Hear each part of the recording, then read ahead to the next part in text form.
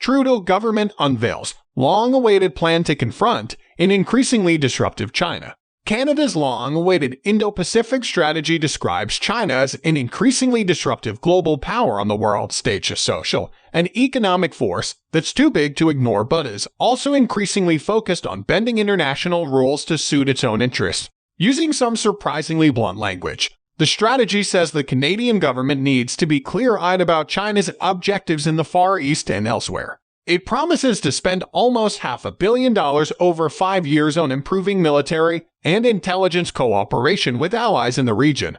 China's rise, enabled by the same international rules and norms that it now increasingly disregards, has had an enormous impact on the Indo-Pacific, and it has ambitions to become the leading power in the region, says the 26-page document, which was provided to the media in advance of its formal release in Vancouver on Sunday.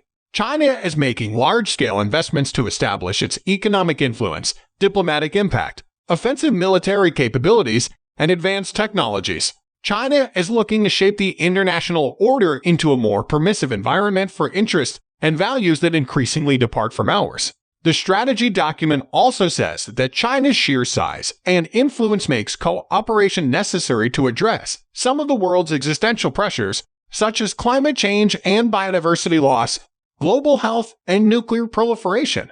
In that respect, Canada's foreign policy blueprint mirrors the approaches taken by its closest allies, including the United States, which last February released its own vision for engagement in the region.